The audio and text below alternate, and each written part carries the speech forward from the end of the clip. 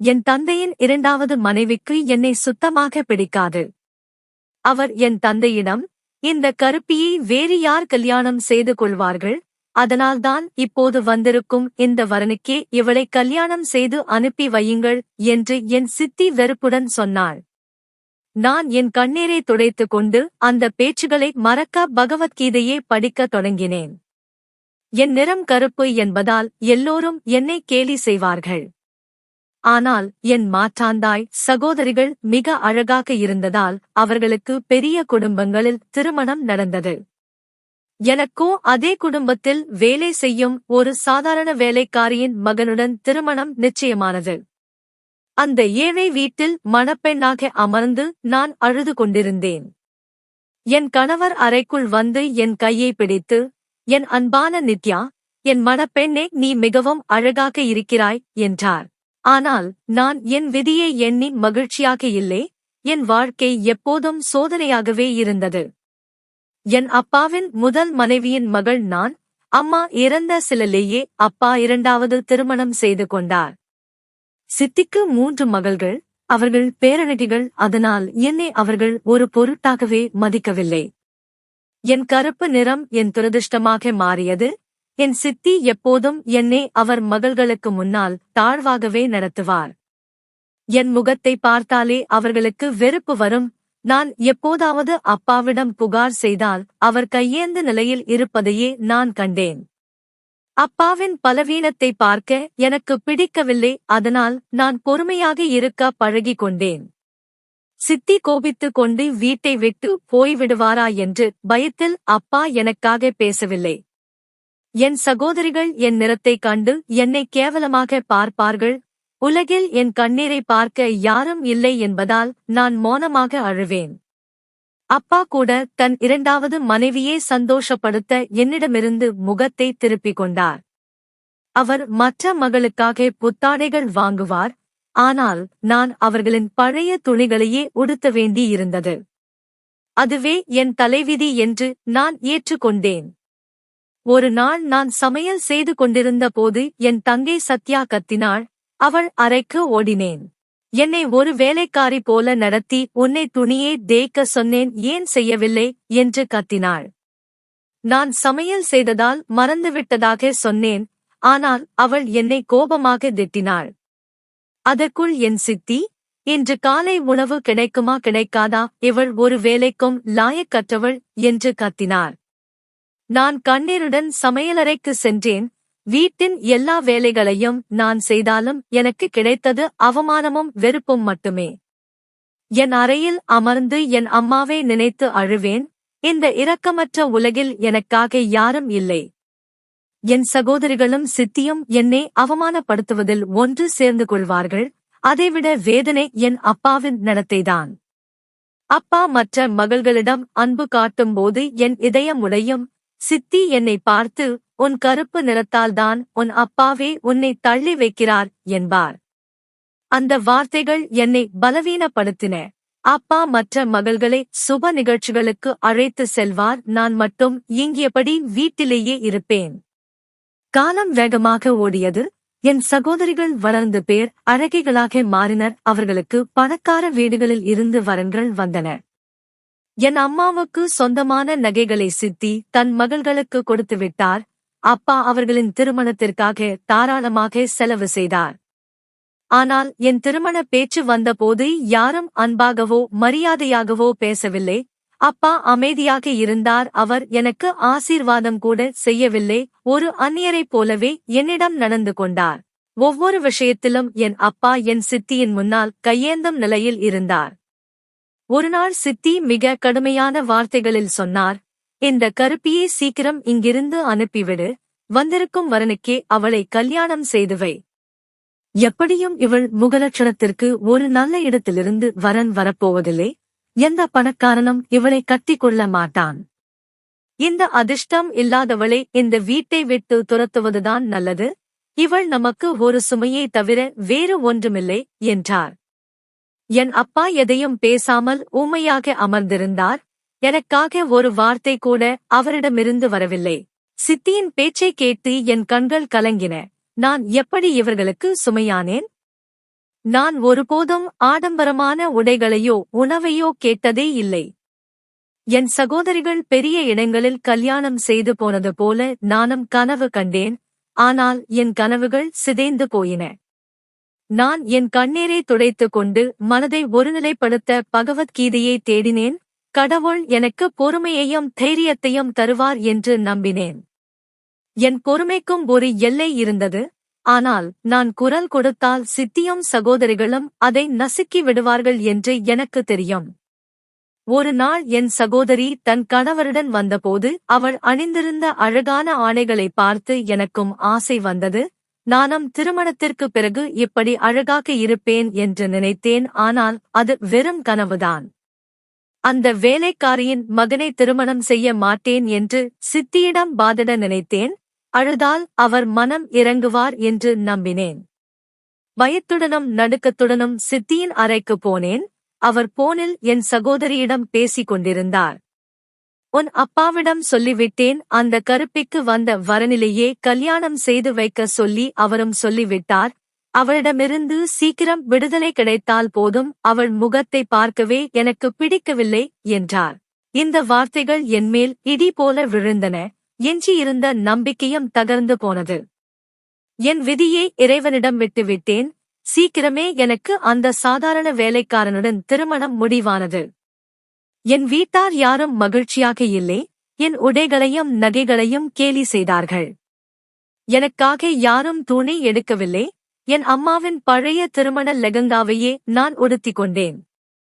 கடவுளின் கிருபையால் ஒரு சாதாரண மணப்பெண்ணாக அந்த பழைய சிறிய வீட்டிற்குள் நுழைந்தேன். மனதில் வேதனையுடனும் தவிப்புடனும் அமர்ந்திருந்தேன். விடைபெறும் அந்த நாளில் என் அம்மாவின் நினைவு அதிகமாக வந்தது. மணப்பெண்ணுக்கு மிக முக்கியமான அந்த நாள் எனக்கு மிகுந்த வலியையே தந்தது. என் அப்பா கூட ஆசீர்வாதம் செய்யவில்லை. அந்த இரக்கமற்ற மனிதர்களின் பிடியிலிருந்து தப்பித்து ஒரு எளிய வீட்டிற்கு வந்தேன். திருமண இரவில் என் கணவர் அறைக்குள் வந்தார். நான் தலை குனிந்து அமர்ந்திருந்தேன். என் மனதில் எந்த எதிர்பார்ப்பும் இல்லை. ஆனால் அவர் கண்களில் என்மேல் ஒரு பிரகாசமும் அன்பும் இருந்தது. என் வாழ்க்கையில் முதல் முறையாக ஒருவர் என்னை அப்படி பார்த்தார். இதற்கு முன் நான் வெறும் வெறுப்பை மட்டுமே பார்த்திருக்கிறேன். அவர் என் கையை பிடித்து சொன்னார், என் அன்பான மணப்பெண்ணே, நீதான் உலகின் மிக அழகான பெண் என்றார். அவர் சொன்ன அந்த வார்த்தைகள் என் இதயத்தில் ஆழமாக பதிந்தன.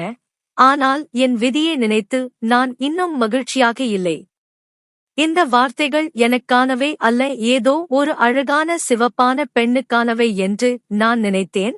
நான் சாதாரண தோற்றமும் கருப்பு நிறமும் கொண்டவள். திருமணத்திற்குப் பிறகு என் கணவர் என்னை புகழ்வது எனக்கு விசித்திரமாக இருந்தது. ஆனால் அந்த வார்த்தைகள் என் காதுகளில் தேனாக பாய்ந்தன. அன்று அவர் என்னை புகழ்ந்த விதம் உலகிலேயே மிக அழகான பெண் நான்தான் என்பது போலவும், அழகு அனைத்தும் என்னிடமே முடிந்து விடுவது போலவும் உணர வைத்தது. என் கண்களில் மகிழ்ச்சி கண்ணீர் வந்தது. என் கணவர் தன் விரலால் என் கண்ணீரை தடுத்து, இந்த கண்ணீர் இனி உன் கண்களில் வரக்கூடாது, இது எனக்கு மிகவும் விலையுயர்ந்தது. உன் கடந்த கால துயரங்கள் அனைத்தையும் நான் துடைப்பேன். உன் எதிர்காலத்தை மகிழ்ச்சியால் நிரப்புவேன் என்று உறுதி அளிக்கிறேன் என்றார். அவருடைய பேச்சு எனக்கு மிகுந்த தைரியத்தை தந்தது. எனக்கும் மகிழ்ச்சியான வாழ்க்கை அமையும் என்ற நம்பிக்கை பிறந்தது. என் கணவருடன் ஒரு புதிய வாழ்க்கை தொடங்கியது. அந்த உடைந்த சிமெண்ட் உதிர்ந்த பழைய வீட்டை பார்த்தபோது என் பழைய வாழ்க்கையை விட இது கடினமாக இருக்குமோ என்று பயந்தேன். ஆனால் என் கணவரின் வார்த்தைகள் என் கவலைகளை போக்கின. அந்த வீட்டில் நானும் என் கணவரும் மட்டுமே இருந்தோம். அவர் பெயர் லலித். லலித் எங்கள் வீட்டில் வேலை செய்த பழைய வேலைக்காரியின் மகன். அவருடைய அம்மா புற்று நோயால் சமீபத்தில் இறந்துவிட்டார். லலித் எங்கள் வீட்டில் டிராக்டர் ஓட்டுபவனாகவும் சின்ன சின்ன வேலைகளை செய்பவனாகவும் இருந்தான். அப்பாவின் வீடு இதைவிட லட்சமடங்கு வசதியானதுதான். ஆனால் அங்கு நான் ஒரு வேலைக்காரியே போலதான் இருந்தேன். இந்த உடைந்த வீட்டில் நான் ஒரு மகாராணியாக இருப்பதை உணர்ந்தேன். வீட்டை சற்று பழுது பார்க்கலாமா என்று நான் கேட்டபோது அவர் சிரித்துக் கொண்டே, என் அன்பான மனைவியே, நீ வந்த பிறகுதான் இந்த வீடு முழுமை பெற்றுள்ளது. காலம் செல்ல செல்ல இதை நாம் புதியதாக கட்டிக் கொள்ளலாம். இப்போதைக்கு கொஞ்சம் அனுசரித்துக்கொள் என்றார். நான் அவரிடம் சொன்னேன், நிச்சயமாக இது என் அப்பாவின் வீடு போன்றது அல்ல, ஏனென்றால் இங்கு யாரும் என்னை கருப்பு என்று சொல்லி இழிவாக பேச மாட்டார்கள், யாரும் என் மனதை புண்படுத்த மாட்டார்கள் என்றேன். அதற்கு அவர், என் கண்கள் கொண்டு உன்னை பார்த்தால்தான் தெரியும் நீ எவ்வளவு அழகானவள் என்றார். என் மனதை தேற்றத்தான் நீங்கள் இப்படி சொல்கிறீர்கள் என்று நான் புன்னகையோடு சொன்னேன். அவர் சொன்னார், நான் வெளி அழகை பார்ப்பவன் அல்ல, உள்ளத்தின் அழகையே பார்க்கிறேன். நீ மிகவும் அப்பாவியானவள், அதுவே இதயத்தை தொட்டுவிட்டது. இவ்வளவு புகழ்ச்சி போதுமா அல்லது இன்னும் வேண்டுமா என்று கேட்டு சிரித்தார். முறைத்துக் கொண்டே, சாப்பாடு தயாராக இருக்கிறது, பேச்சிலேயே என்னை மயக்கி விட்டீர்கள் என்றேன். என் கணவர் ஒரு கடின உழைப்பாளி மற்றும் எளிய மனிதர். அவர் ஒருபோதும் என்னிடம் சத்தமாக பேசியது கூட இல்லை, எப்போதும் அன்பு மனைவியே என்றுதான் அழைப்பார். ஆனால் என் மனதால் அந்த அன்பை உடனே ஏற்க முடியவில்லை. ஏனென்றால் என் காதுகள் இதுவரை வெறுப்பையும் அவமானத்தையுமே கேட்டு பழகியிருந்தன. நான் ஒரு சாதாரண பெண், அழகும் இல்லை, சிறப்பும் இல்லை, பிறகு ஏன் என்னை இப்படி அழைக்கிறீர்கள் என்று கேட்டேன். அவர் சிரித்துக் கொண்டே, உன் முகத்தை விட உன் இதயம் அழகானது, உன்னை நீயே உணரும் நாளில் இது உனக்கு புரியும் என்றார். அந்த வார்த்தைகளில் ஒரு நிம்மதி இருந்தது. ஒரு சாதாரண பெண்ணை யாராவது இவ்வளவு காதலோடு பார்க்க முடியுமா என்று நான் வியந்தேன். நான் என் சித்தியை சந்திக்கும் போதெல்லாம் அவர் அதே வெறுப்புடன் என்னை பார்த்து கிண்டல் செய்வார். உன் கணவன் உன்னை இளவரசி என்று அழைக்கிறான், ஆனால் உண்மையில் நீ ஒரு வேலைக்காரியை போலதான் இருக்கிறாய். அவன் உன்னை தேவதையாக நினைத்திருந்தால் உன்னை ஒரு மாளிகையில் வைத்திருக்க மாட்டானா, இந்த உடைந்த வீட்டிலா வைத்திருப்பான் என்பார். அந்த வார்த்தைகள் என் இதயத்தை ரணமாக்கின. ஆனால் நான் பதில் பேசாமல் அமைதி காக்க பழகிக் கொண்டேன். காலம் ஒரு நாள் பதில் சொல்லும் என்று எனக்கு தெரியும். என் கணவர் என் கனவுகளை நிறைவேற்ற உறுதியாக இருந்தார். என்னை மீண்டும் படிக்க வைக்க வேண்டும் என்பது அவர் ஆசை. நீ மீண்டும் படிக்க வேண்டும், உன் காலில் நீ நிற்க வேண்டும் என்றார். என் சித்தி என் படிப்பை பாதியிலேயே நிறுத்தியிருந்தார். ஆனால் என் சகோதரிகள் சிறந்த பள்ளிகளில் படித்தார்கள். என் கடந்த கால நினைவுகளில் மூழ்கியிருந்த என்னை அவர் தட்டி எழுப்பினார். ஒரு பெண்ணின் மதிப்பு அவளது வெளியழகில் இல்லை, அவளது திறமையில்தான் இருக்கிறது என்பதை உலகிற்கு நிரூபிக்க அவர் விரும்பினார். அவருக்காக நான் மீண்டும் படிக்கத் தொடங்கினேன். அவர் எனக்கு ஒரு சிறிய பரிசை வழங்கினார். அது ஒரு புத்தகம். அதன் பெயர், உனக்குள் இருக்கும் அழகை அடையாளம் காண். பிறரின் தேவையற்ற பேச்சுக்களால் உன் மனதிற்குள் ஏற்படும் புயலை இந்த புத்தகம் அடக்கும் என்றார்.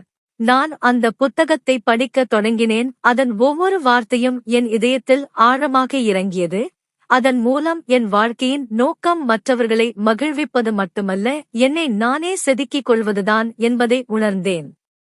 ஏமாற்றங்களை எறிந்துவிட்டு புதிய நம்பிக்கையை வளர்த்தேன். என் திறமையால் மரியாதையையும் அன்பையும் பெறுவேன் என்று உறுதி பூண்டேன். ஒரு வலுவான பெண்ணால் இந்த உலகத்தையே மாற்ற முடியும் என்ற உத்வேகத்தை என் கணவர் எனக்குள் விதைத்தார். வாழ்க்கை பயணம் நான் நினைத்ததை விட கடினமாக இருந்தது.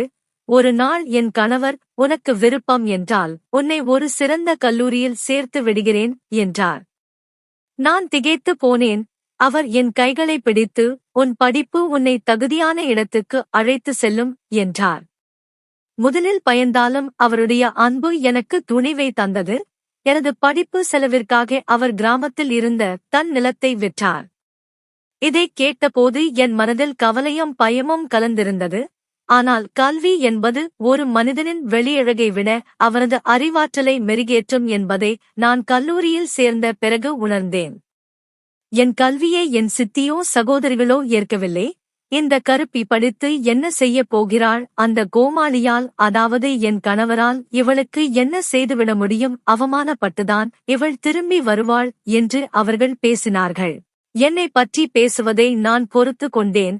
ஆனால் என் கணவரை பற்றி அவர்கள் இழிவாக பேசியதை என்னால் தாங்க முடியவில்லை. அந்த வார்த்தைகளை நான் எனது பலமாக மாற்றிக்கொண்டேன். ஒரு நாள் நான் படித்துக் கொண்டிருந்த போது என் சகோதரி சொன்னாள், உன்னை போன்ற பெண்களுக்கு கனவுகள் காண்பதற்கு தகுதி இல்லை, இது உன்னால் முடியாது என்றாள். ஆனால் இந்த முறை நான் அமைதியாக இருக்கவில்லை. புன்னகையுடன் அவளிடம் சொன்னேன், பாரு, ஒரு நாள் இதே கனவுதான் என் நிஜமாக மாறும் என்றேன். என் சகோதரி என்னை பார்த்து ஏளனமாக சிரித்தாள். உன் நிஜம் என்ன தெரியுமா? நீ ஒரு கருப்பி, ஒரு சாதாரண வேலைக்காரனின் மனைவி, உனக்கு என்று எந்த தகுதியும் கிடையாது என்றாள். அவள் வார்த்தைகள் என்னை உடைக்க பார்த்தன. ஆனால் என் கணவர் என் நிழலாக இருந்து என்னை தாங்கினார். அவர் இரவெல்லாம் என்னுடன் அமர்ந்து பாடங்களை புரிய வைத்தார். ஒவ்வொரு முறை நான் சோர்ந்து போகும்போதும் உன்னால் முடியும் என்று ஊக்கப்படுத்தினார். தேர்வை கண்டு நான் பயந்தபோது, உனக்குள் உலகையே மாற்றும் ஆற்றல் இருக்கிறது, என்னை நம்பு என்றார். தேர்வு முடிவுகள் வந்தன. நான் அந்த வகுப்பிலேயே முதலிடம் பிடித்திருந்தேன். அந்த நிமிடம் நான் என்னை உணர்ந்தேன். என் கணவரிடம் சொன்னேன், யாரும் தராத மரியாதையை நீங்கள் எனக்கு தந்துள்ளீர்கள், ஒரு நாள் உங்களை பெருமைப்பட வைப்பேன் என்றேன். அவர் புன்னகையுடன், நீ ஏற்கனவே என் பெருமைதான் என்றார். நான் இப்போது பழைய பலவீனமான பெண் அல்ல. ஒரு நாள் கல்லூரியின் முதல்வர் என்னை அழைத்து ஒரு மேடை பேச்சில் கலந்து கொள்ள சொன்னார். நூற்றுக்கணக்கானவர்கள் முன்னால் பேசுவதா நான் நடுங்கினேன். ஆனால் என் கணவர் சொன்னார், இது உன் கனவின் முதல்படி, துணிந்து நில் என்று. அவர் கொடுத்த தைரியத்தில் நான் அந்த சவாலை ஏற்றுக்கொண்டேன். போட்டி அன்று மேடை ஏறியபோது என் குரல் நடுங்கியது. அப்போது என் கணவரின் வார்த்தைகள் நினைவுக்கு வந்தன, நம்பிக்கை கொள், உன்னால் மாற்ற முடியும் என்று. அந்த நொடி எனக்குள் ஒரு புதிய ஆற்றல் பிறந்தது. என் இதயத்திலிருந்து வார்த்தைகள் வெளிப்பட்டன. நான் பேசி முடித்தபோது அந்த அரங்கம் முழுவதும் கைத்தட்டல் சத்தத்தால் அதிர்ந்தது. என் வாழ்க்கையில் முதல் முறையாக எனக்கும் திறமை இருக்கிறது என்பதை நான் முழுமையாக உணர்ந்தேன். அந்த போட்டியில் எனக்கு முதல் பரிசு கிடைத்தது. முதல்வர் சொன்னார், உன்னை பார்த்து நாங்கள் பெருமைப்படுகிறோம். அந்த பரிசை என் கணவரின் கைகளில் கொடுத்து, இது உங்களால் கிடைத்தது என்றேன். அவர் நெகிழ்ச்சியுடன், இது உன் உழைப்பு, இது வெறும் ஆரம்பம்தான் என்றார். இந்த செய்தி ஊர் முழுவதும் பரவியது. என் நிறத்தையும் தகுதியையும் கேலி செய்தவர்கள் இப்போது வாழ்த்து சொல்ல வந்தார்கள். என் சித்தியும் சகோதரிகளும் வாயடைத்து போய் நின்றார்கள். எப்போதும் என்னை தலைகுனிய வைத்தவர்கள் முன்னால் இன்று நான் தலை நிமிர்ந்து நின்றேன். அவர்கள் கண்கள் வியப்பால் விரிந்திருந்தன. வெளியழகு என்பது ஒன்றுமே இல்லை என்பதை அன்று நான் நிரூபித்தேன். இது என் பயணத்தின் தொடக்கம் மட்டுமே. எனக்கு நானே ஒரு அடையாளத்தை உருவாக்கிக் கொண்டேன். ஒரு மனிதனின் உண்மையான அழகு அவனது தோற்றத்தில் இல்லை, அவனது எண்ணத்திலும் உழைப்பிலும் அறிவிலுமே இருக்கிறது.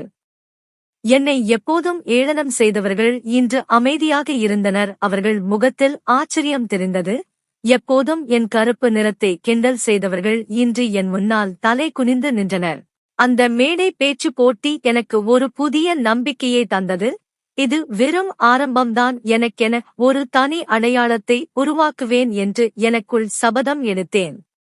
வெளி அழகை விட உள்ளத்தின் அழகே உண்மையானது என்பதை நான் உணர்ந்தேன். வெற்றிக்கான பயணம் ஒருபோதும் எளிதானது அல்ல. என் கணவர் என்னிடம் சொன்னார், உன் திறமையை நீ நிரூபித்து விட்டாய். இப்போது உன்னைப் போல மற்றவர்களுக்கும் பயன் தரும் வகையில் ஏதாவது பெரிய காரியம் செய் என்று. அவர் எனக்கு ஒரு புதிய கனவை காட்டினார். நான் படித்து முடித்து ஒரு ஆசிரியர் ஆகஸ்ட் வேண்டும் என்று முடிவு செய்தேன். என்னைப் போல நம்பிக்கை இழந்த பெண்களுக்கு ஒரு ஒளிவிளக்காக இருக்க விரும்பினேன். இந்த கனவு அழகானது, ஆனால் கடினமானது. என் சித்தி வழக்கம் போல தடுத்தார். இந்த கருப்பி டீச்சராக போகிறாளா? உன்னைப் போன்றவர்கள் வேலைக்காரிகளாகத்தான் போக முடியும் என்று காயப்படுத்தினார். ஆனால் என் கணவர் என் பக்கம் நின்றார். உலகம் உன்னை தடுக்க பார்க்கும், ஆனால் நீ உன் கனவுக்காக போராட வேண்டும். உன்னை உடைக்க நினைப்பவர்களை பொருட்படுத்தாதே என்று தைரியம் கூறினார். என் கணவருக்கு அதிக சுமை கொடுக்க விரும்பாமல் நான் கல்வி உதவி தொகைக்கு விண்ணப்பித்தேன். இதற்காக இரவும் பகலும் உழைத்தேன். தேர்வு முடிவுகள் வந்தபோது பட்டியலில் என் பெயர் முதலாவதாக இருந்தது. அந்த செய்தியை என் கணவரிடம் சொன்னபோது, இது உன் உழைப்பிற்கு கிடைத்த பரிசு என்று மகிழ்ந்தார். இந்த வெற்றி என் குடும்பத்திலும் ஊரிலும் பெரிய மாற்றத்தை ஏற்படுத்தியது. என்னை மதிக்காதவர்கள் இப்போது புகழ்ந்தனர். பணக்கார இடங்களில் கல்யாணம் செய்து போன என் சகோதரிகள் இப்போது என் முன்னால் தலைகுனிந்து நின்றனர். அறிவு என்பது நிறத்தையோ அந்தஸ்தையோ சார்ந்தது அல்ல என்பதை அவர்கள் உணர்ந்தனர். பயந்து நடுங்கிய அந்த பெண் இன்று ஒரு வலிமையான பெண்ணாக மாறிவிட்டாள். எனக்கு அருகில் உள்ள நகரத்து பள்ளியில் பாடம் நடத்தும் வாய்ப்பு கிடைத்தது. முதல் முறையாக என் கனவு நனவானது.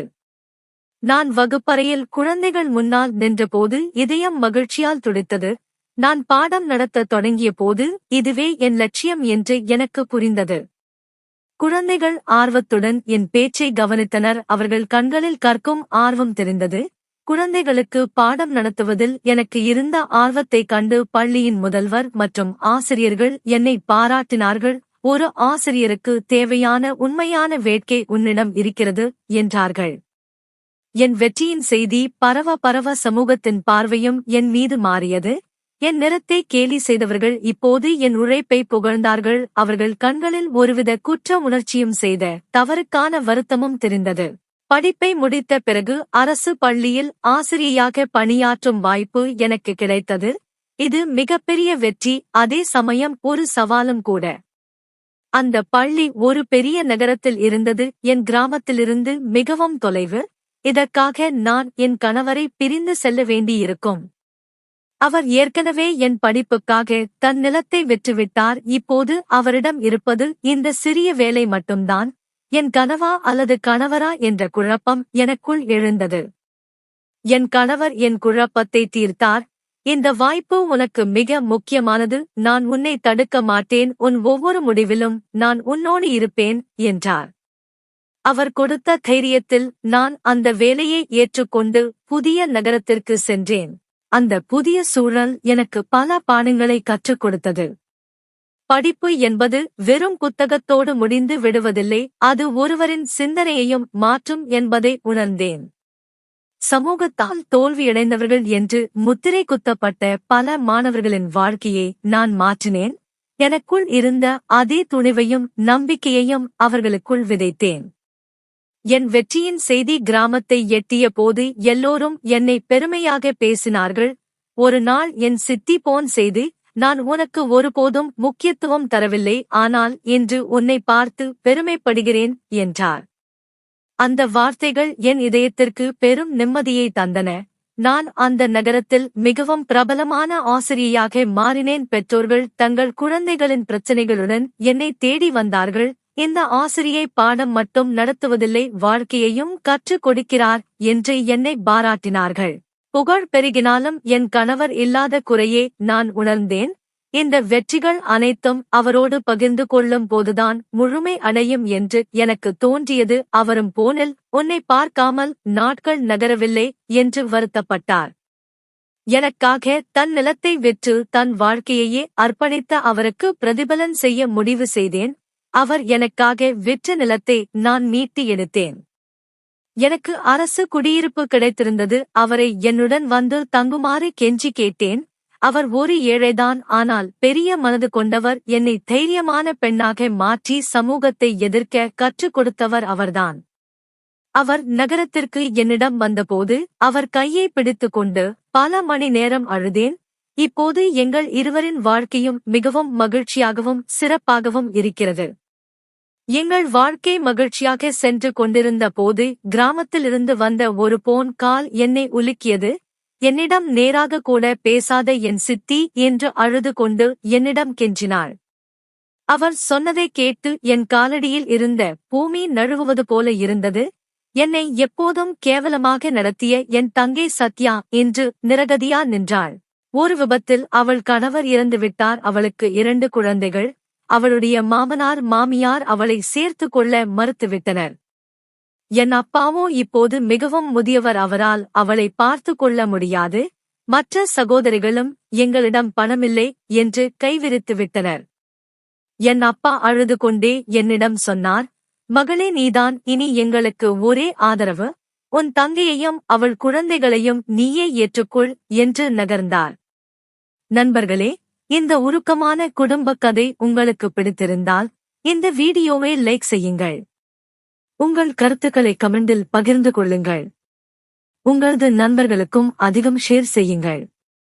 நமது சேனலை இன்னும் சப்ஸ்கிரைப் செய்யவில்லை என்றால் மறக்காமல் சப்ஸ்கிரைப் செய்து கொள்ளுங்கள். நன்றி.